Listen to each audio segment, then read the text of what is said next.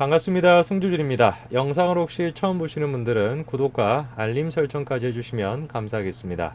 원래 보시던 분들은 영상을 도저히 끄지 마시고 끝까지 봐주시면 고맙겠습니다. 어제는 여러분도 잘 아시는 것처럼 6.25였습니다. 어제는 그냥 단순한 6.25도 아니고 6.25 70주년이었는데요.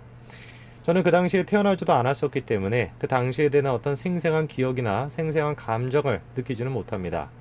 그러나 제가 가장 존경하는 사람 중에 한 명인 저희 외할아버지가 어렸을 적에 저한테 해주셨던 그 얘기를 통해서 그 당시를 살아가셨던 사람들이 어떤 감정을 느꼈고 어떤 희생을 했는지에 대해서는 제가 간접적으로나마 잘 알고 있습니다. 영상을 보시는 분들 가운데서는 나이가 지긋하게 드신 분도 계시고요. 그리고 또 젊은 분들도 계실 겁니다. 세대가 세대를 바라보는 관점이 당연히 차이가 있을 것이고, 이 세대가 저 세대를 바라봤을 땐 이 점이 좀 아쉽고, 저 세대가 이 세대를 바라봤을 땐 또 이 점이 아쉽고, 여러 가지 얘기들이 복잡하게 얽혀 있겠죠. 그러나 우리가 세대를 뛰어넘어 가지고 분명히 공감해야 되는 점은 있을 것 같습니다. 현재 자유 대한민국이 있는 데 있어서 그 당시의 세대가 했었던 노력과 그 당시의 세대가 짊어졌던 그 희생, 그것이 바탕이 돼서 현재 자유 대한민국이 있다라는 점, 그 점에 대해서 우리 모두가 다 공감해야 되지 않겠습니까? 그런데 불행하게도 현재 지금 대한민국은 그분들에 대한 희생과 노력에 대해 가지고 그렇게 존중하지 않는 것 같습니다. 그리고 더 불행하게도 문재인 대통령도 그분들에 대해서 그렇게 존중하지 않는 것 같습니다. 오늘 저는 그거에 대한 이야기를 좀 해보고자 합니다. 같이 한번 보시죠. 자, 어제는 6.25였습니다. 잘 아시는 것처럼 1950년에 발발했었죠. 그래서 올해로 딱 70주년이 됐습니다. 저는 참으로 안타깝다라고 생각하는 것 중에 한 가지가 뭐냐면, 대한민국엔 여러 가지 기념일이 있지 않습니까?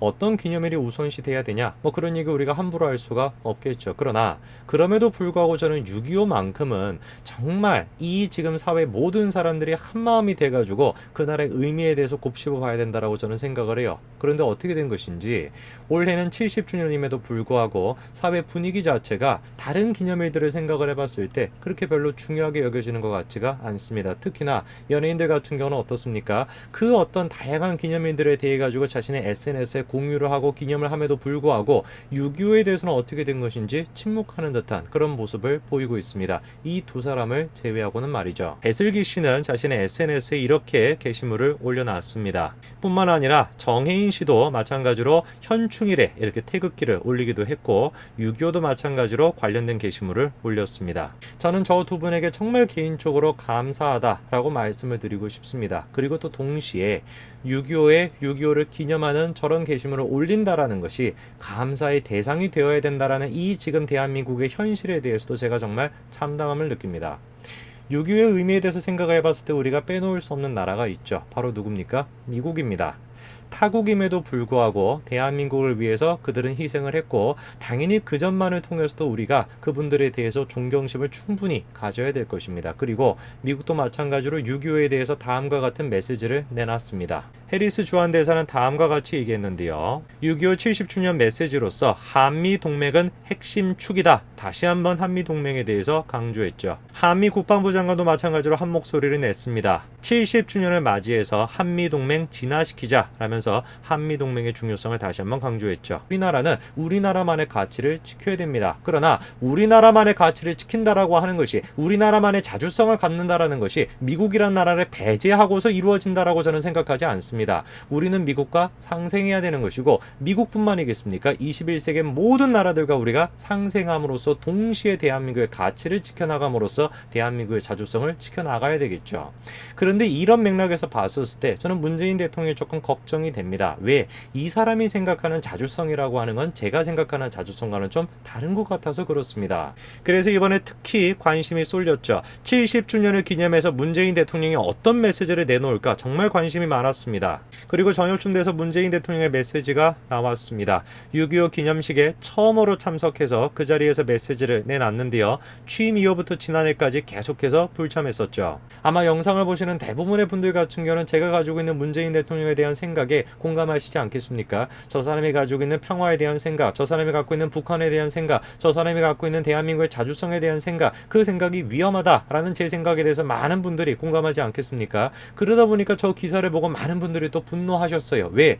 아니 6.25 기념식에 대해서 어떻게 지금까지 계속해가지고 불참하다가 이제서야 참석을 했냐? 그 사실에 대해서도 많은 분들이 분노했고 저도 분노했었습니다. 그래서 제가 좀 찾아봤습니다. 사실은 다음과 같습니다. 위로연 등 부대 행사는 대통령이 참석하고 당일 기념식은 국무총리가 참석하는 건 문재인 정부만이 아니었다라는 것이죠. 역대 정부마다 이 같은 형식을 취했다라는 겁니다. 행사를 주관한 국가보훈처 측은 김대중 정부, 노무현 정부, 이명박 정부, 박근혜 정부 등 모든 정부에서 이 같은 관행이 적용이 됐다라는 겁니다. 이번에 문재인 대통령이 6.25 기념식에 참석을 한 이유는 뭐 여러 가지가 있겠죠. 일단 70주년이다. 그런 의미도 있겠고요. 60주년 기념식에도 대통령이 참석을 했었으니까요. 70주년이다 라고 하는 것도 의미가 있겠고 또 유해랑 관련된 것도 있다 보니까 그래서 이제 여러 가지 면으로 참석을 한 거 아니겠습니까?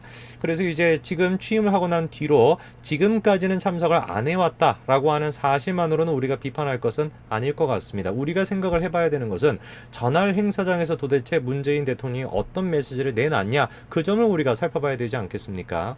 근데 그 메시지를 살펴보기 전에 굉장히 조금 관심이 가는 장면 한 가지가 있었는데요. 자, 바로 이 장면인데요. 최영섭 예비역 해군 대령과 관련된 장면인데 최영섭 예비역 해군 대령이 어떤 사람이냐? 인천 상륙 작전에도 참전을 했었고 대한해협해전에도 마찬가지로 참전을 했었습니다. 그리고 또 특이한 것이 뭐냐면 이분이 최재형 감사원장의 아버지시라는 거예요. 최재형 감사원장은 여러분도 잘 아시는 것처럼 월성원전 1호기에 대해서 자신의 소신을 정확하게 밝히면서 문재인 정권과 대립을 했었던 그런 분 아닙니까? 자, 그런데 이번에 관심이 조금 쏠렸던 장면이 뭐냐? 바로 해군가를 부르는 장면인데요. 보시는 바처럼 주먹을 불끈 쥐고 노래를 지금 부르고 있습니다. 주먹을 흔들며 대통령 앞에서 부른 90대 노병. 언론에선 다음과 같이 설명하고 있죠. 해군가를 부를 때 거수 경계를 했던 노병은 이 노래가 울려 퍼지자 주먹을 불끈 쥐고 위아래로 흔들었다. 노래를 처음부터 끝까지 다 불렀다. 다소 힘겨운 순간도 있었지만 눈빛은 당장이라도 적진으로 뛰어들 만큼 살아있었다. 저는 지금 저 글을 읽으면서 정말 감동을 많이 받았습니다. 저는 저걸 영상으로 보지는 못했거든요. 그냥 이제 글로 읽고 상상만 했는데 오히려 상상한 게 더 잘 된 것 같아요. 더 감동이 제가 느껴지더라고요. 여러분도 한번 눈을 감아보시고 저 장면을 한번 상상을 해보시오. 저 장면을 한번 상상을 해보세요. 90대 노병이 수많은 일을 겪었습니다. 몇 번이라도 자신의 목숨을 국가를 위해서 내놨던 그 노병이 저 자리에서 무슨 생각을 했을까요?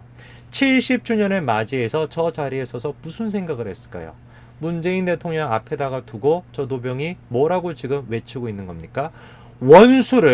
원수를 막자. 이 나라의 원수를 막자. 그렇게 외치고 있습니다. 두 주먹을 불끈 쥐고 몇 번이라고 그 말을 지금 외치고 있는 거예요. 그 원수가 구체적으로 지금 문재인 대통령을 가리키냐? 그런지는 우리가 알 수가 없죠. 그러나 저는 확신합니다. 분명히 저 노병의 마음속에서는 문재인 대통령을 향하고 있을 거다. 저는 그렇게 믿습니다. 남북 간 체제 경쟁은 이미 오래전에 끝났습니다. 우리의 체제를 북한에 강요할 생각도 없습니다. 이렇게 얘기했죠. 여러분 혹시 그 사진 기억나십니까? 6.25 천안함 연평해전 유족들을 모아놓고 청와대에서 오찬회 했었을 때 그 나눠줬던 팜플렛에 들어가 있던 사진, 바로 이 사진 기억나십니까? 북한에게 우리의 체제를 강요할 생각이 없대요. 그리고 통일보다 사이좋은 이웃이 돼야 된대요. 제가 한번 질문해 볼게요. 우리의 체제가 어떤 체제입니까? 자유민주주의 체제이죠. 체제를 강요하지 않겠다는 게 무슨 말입니까? 그 체제랑 하나가 돼도 좋다라는 뜻입니까? 그 체제를 인정하겠다라는 뜻이겠습니까? 그런 것 같아요, 실제로. 왜? 이미 6.15 남북 공동선언문에서 다음과 같이 얘기했죠. 남과 북은 나라의 통일을 위한 남측의 연합 제안과 북측의 낮은 단계 연방 제안이 서로 공통성이 있다고 인정하고 앞으로 이 방향에서 통일을 지향시켜 나가기로 하였다. 영상을 보시는 분들 가운데 과연 얼마나 많은 분들이 6.15 남북 공동선언에 저런 내용이 들어가 있는지 알고 계시는지 모르겠습니다. 아마 대부분의 분들 같은 경우는 그거 남과 북의 정상들이 최초로 만나가지고 합의했던 의미 있는 그런 어떤 선언이야, 그 정도로만 아실 것 같지, 낮은 단계 연방제 저런 얘기가 들어가 있다는 거 얼마나 많은 분들이 아실지 모르겠어요. 문재인 대통령이 이렇게 얘기합니다. 남북의 화해와 평화가 전 세계의 희망으로 전해질 때 호국 영령들의 숭고한 희생에 진정으로 보답하게 될 것이라 믿습니다. 저런 가짜 평화가 전 세계에 퍼진다라고 해서 호국의 영령들이 위로받지 않습니다. 호국의 영령들을 위로할 수 있는 유일한 방법은 딱 한 가지입니다.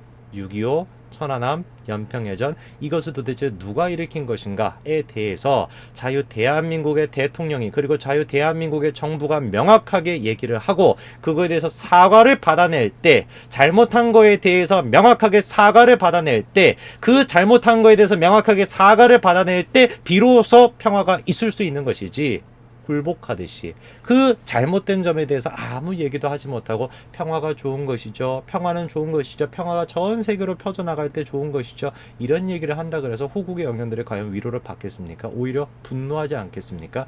조국의 원수다라고 하면서 분노하지 않겠습니까? 문재인 대통령은 정확하게 기억하시기 바랍니다.